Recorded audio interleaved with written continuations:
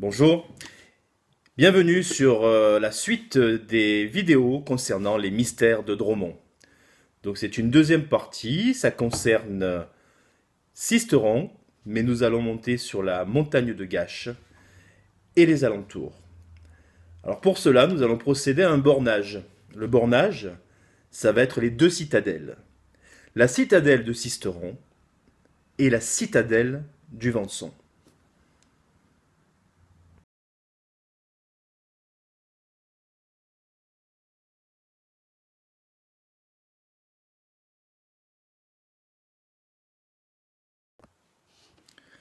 Concernant la citadelle de Sisteron, vous verrez à la fin de cette vidéo deux endroits assez exceptionnels.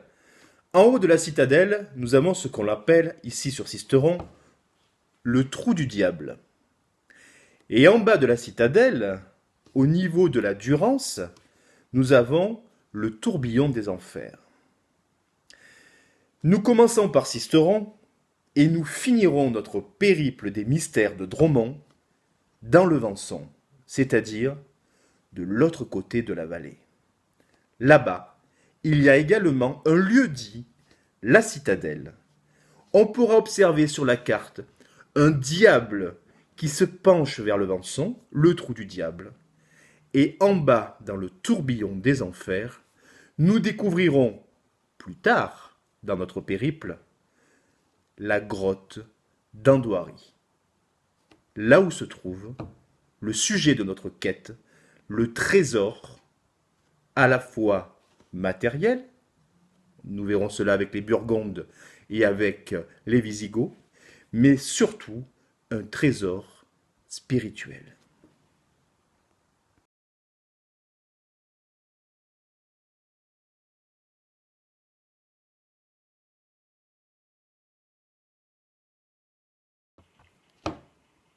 Le lieu-dit de la citadelle se trouve sur un promontoire dans la vallée du Venson.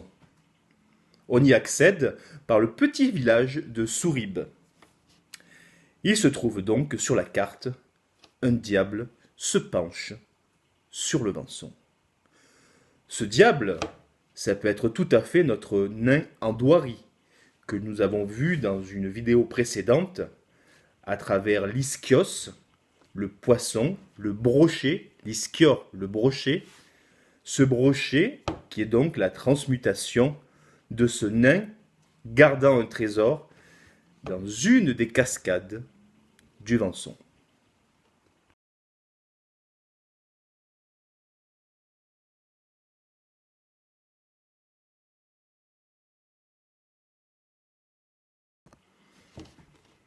Alors si le sujet de notre quête commence et termine avec la cita d'elle, la cita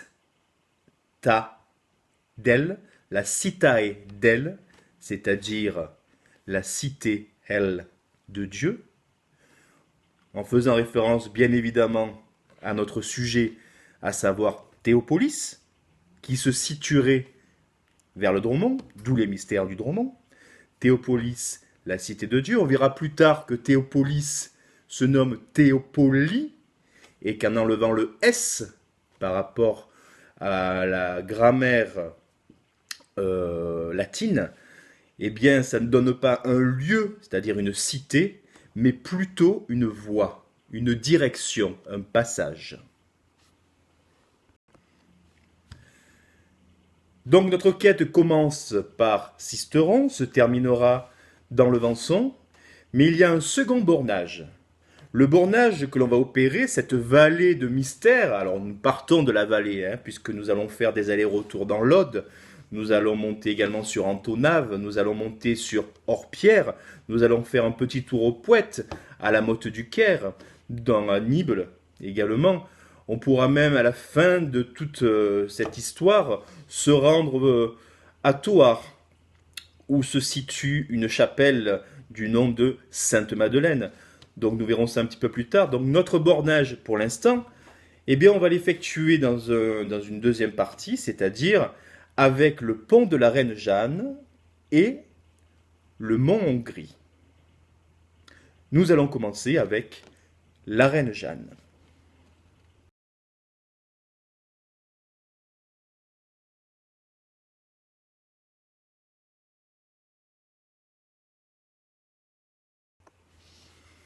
Alors ce pont de la Reine Jeanne, qui nous fait penser à, comment dire, au pont du serpent vert de Goethe. Je vous encourage à lire cette histoire très alchimique, très hermétique, au sujet d'un serpent vert qui viendrait donner le passage entre deux berges pour trouver une quête, une lumière.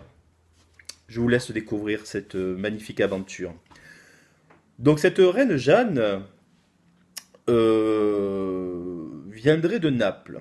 À 7 ans, elle aurait été mariée à Saint André de Hongrie. À 17 ans, elle est en âge d'hériter des terres de Provence. Donc, André de Hongrie est à la fois roi de Naples, roi de Sicile et également comte des terres de Provence. Il se trouve que 2 à 3 ans, on va dire 3 ans, si mes souvenirs sont bons, après leur mariage, il est assassiné. Et tout le monde pense que c'est la reine Jeanne qui l'a assassiné pour s'octroyer toutes les terres et la royauté du comte, du roi.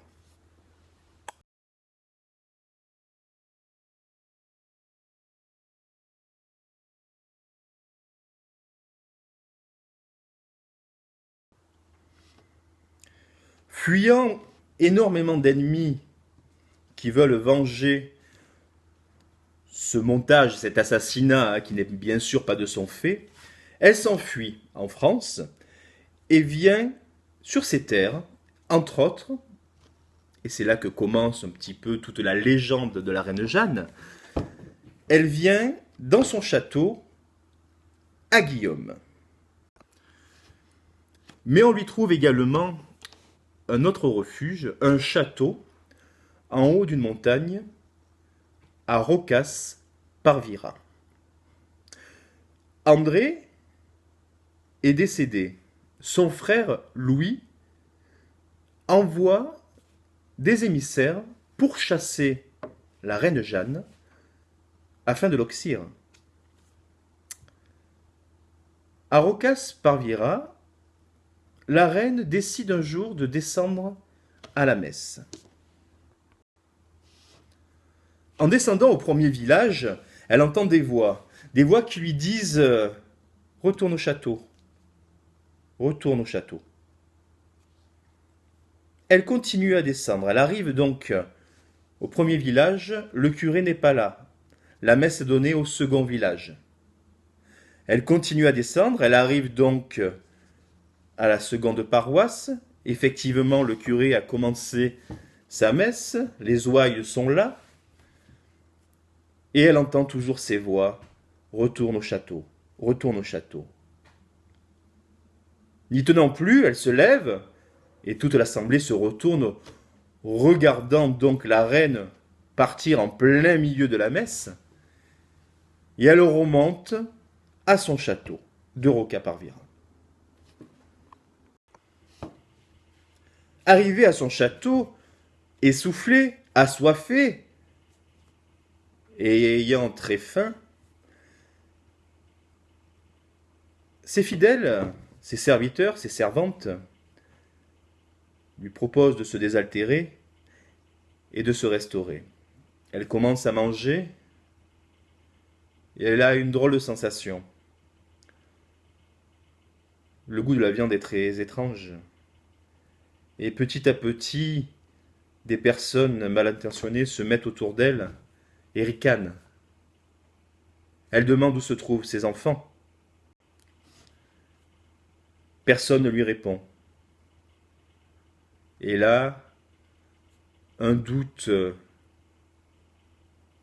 on va dire, angoissant,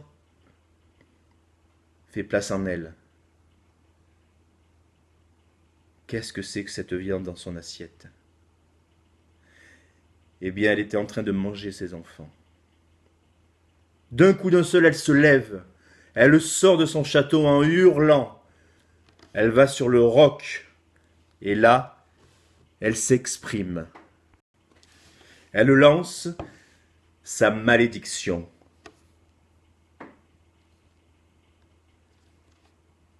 Roche sanglante, roche maligne, un jour viendra où sur tes ruines ne chantera plus ni coq ni poule.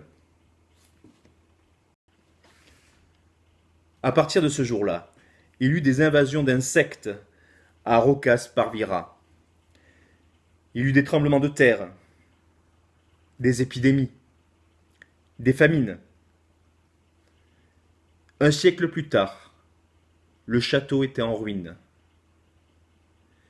Et en haut du château, uniquement des corbeaux et des vautours planent dans le désert aride de Rocas Parvira.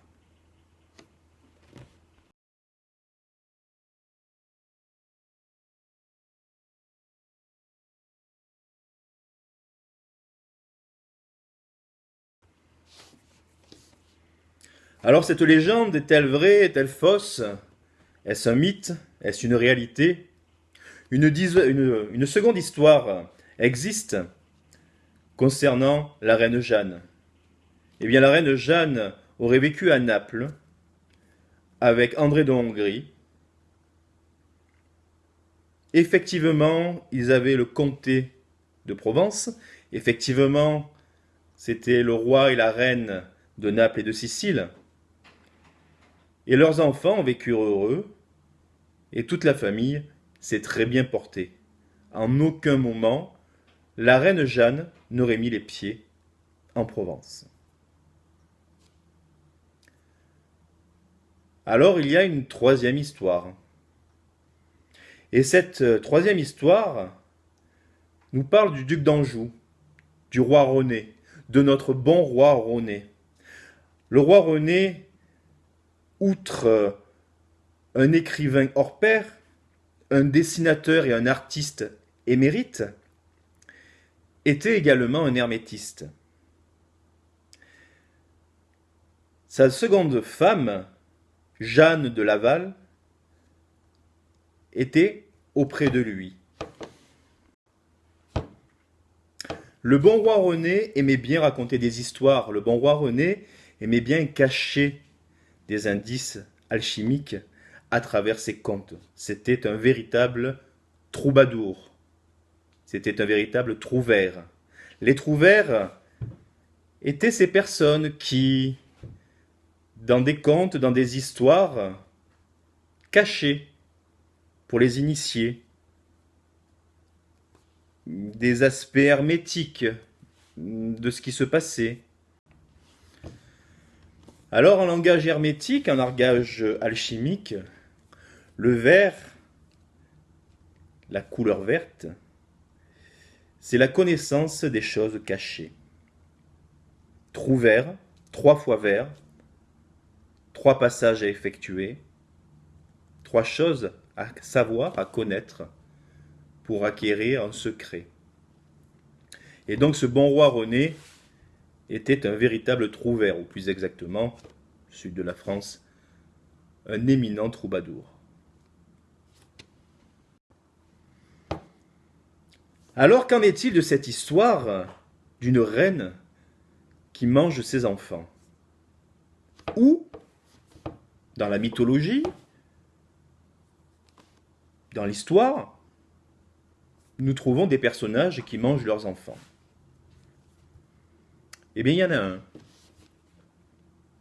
Il s'appelle Chronos.